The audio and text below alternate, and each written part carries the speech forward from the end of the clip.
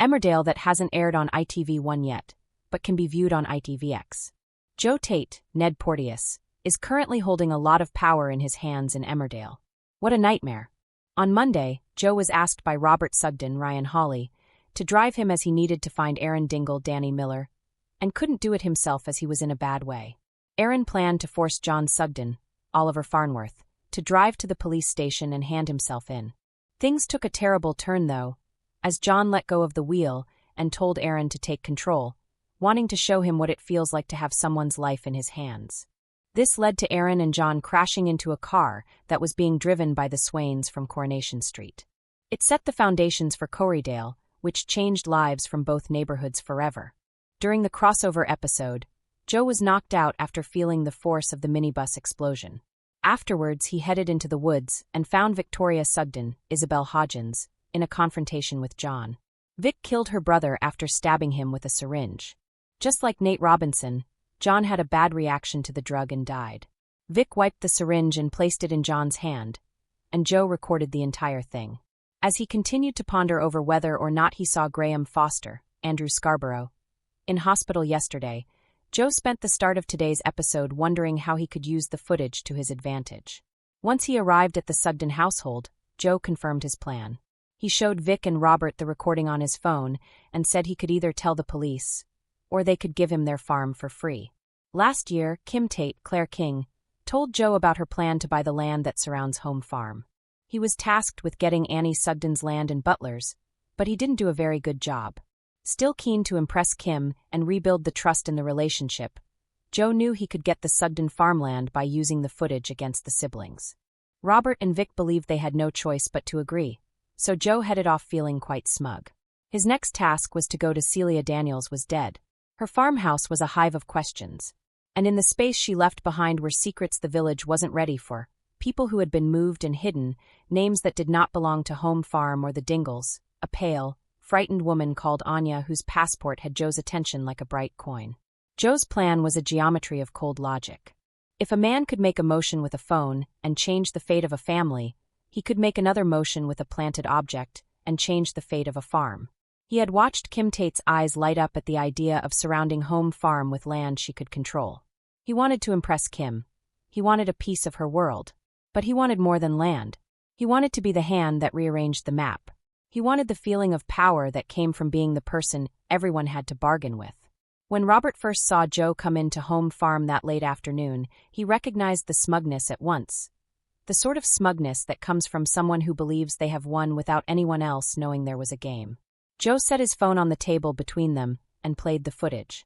Robert watched and felt the air go thinner, like someone had removed the warm layer from around his chest.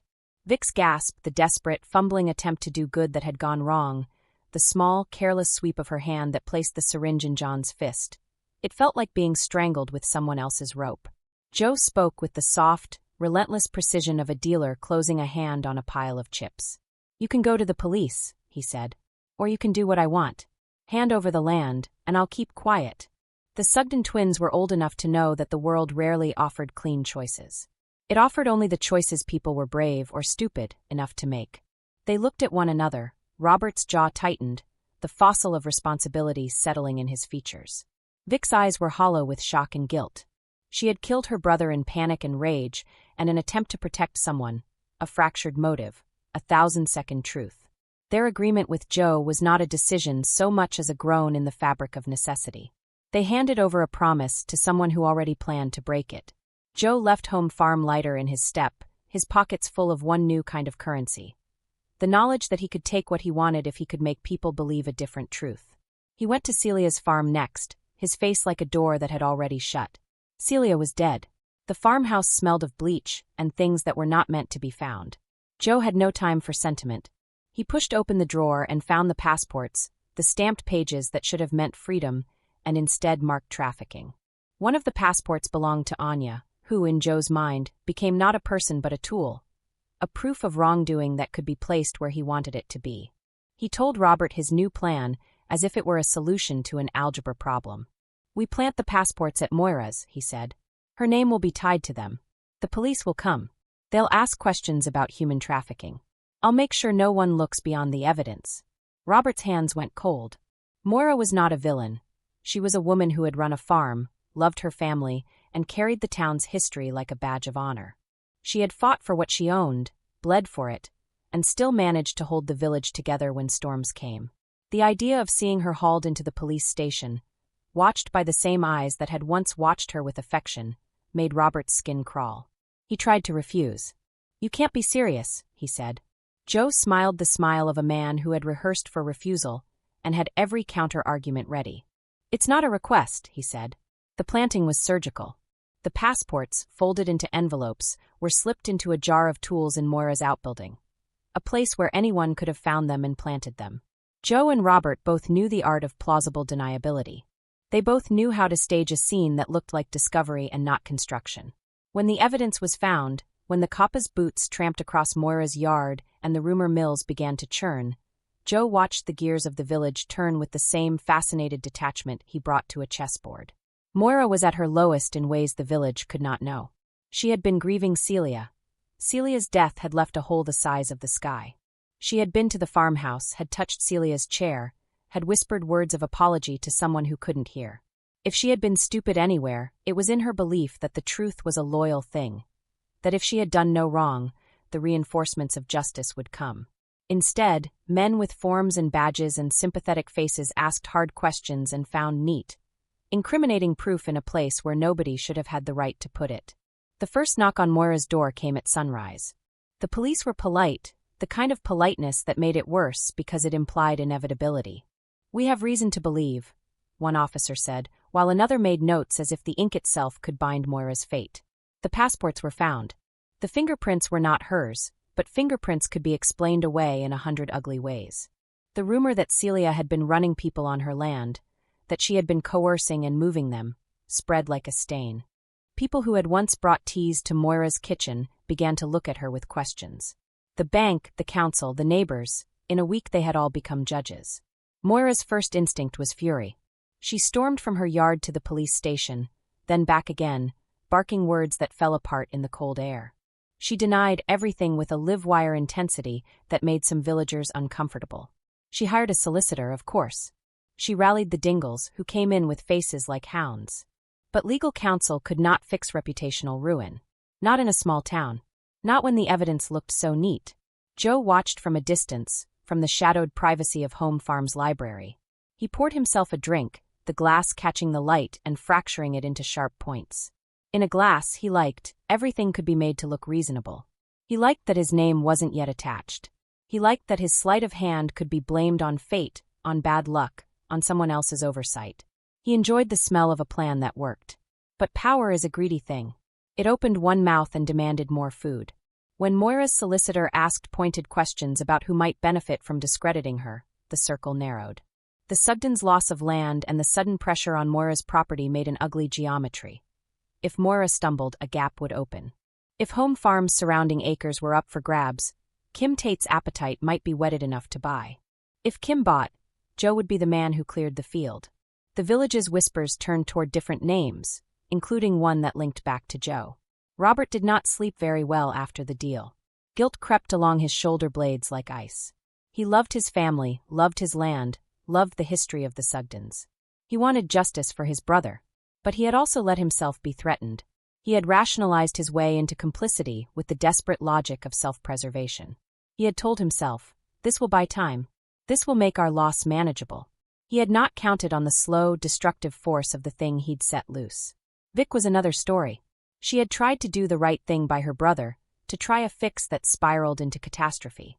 The footage Joe had showed them had reduced her to a wound, raw, open, stupid with grief and shame.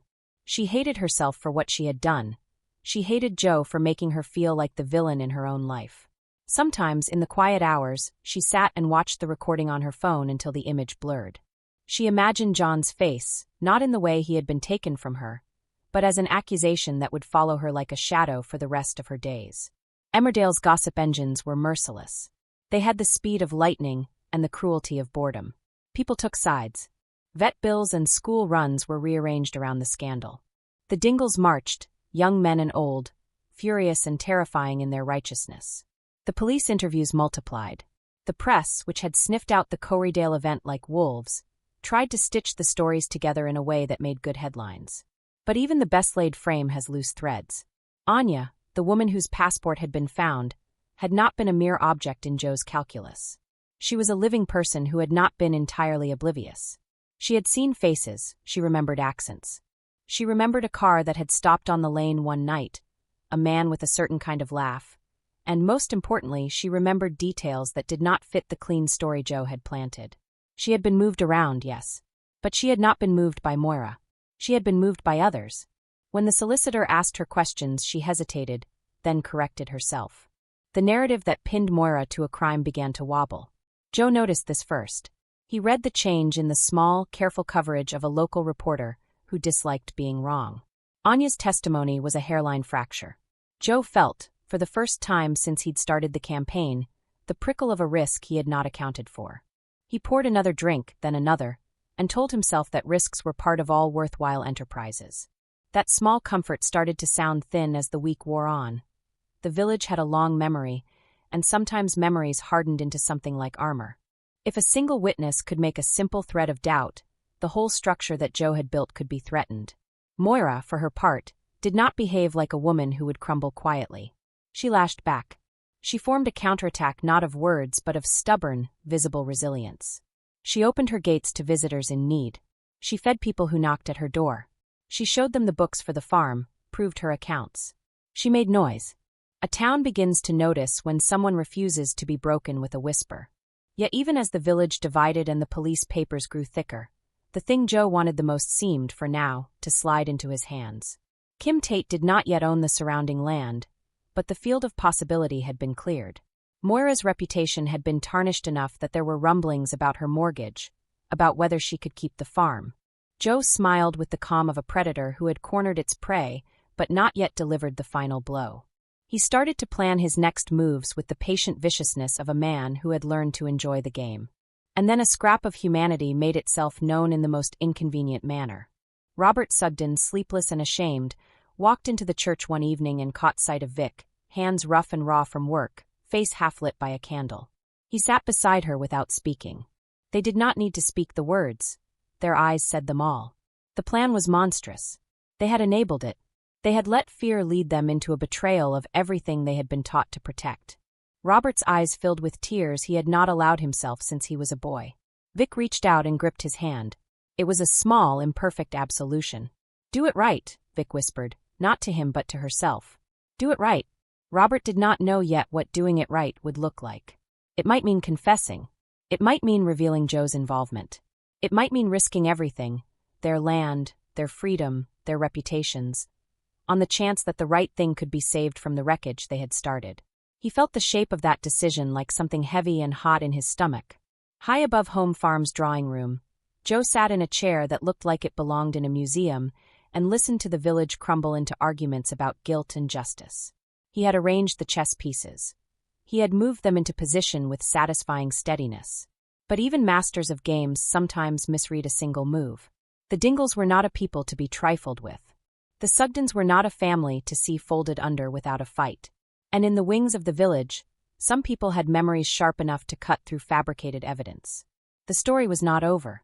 It was only unrolling. When the police called Moira in for a second interview, the whole village seemed to hold its breath. People gathered at the pub, at the grocer's, on the footpath. They watched her walk toward the station with the gait of someone who had been hardened by a life of labor, but not crushed. Anya sat across the road, hands in her lap, eyes darting with the fear of someone who had seen too much. Thanks for watching. Don't forget to like, comment, and subscribe to Emmerdale Echoes.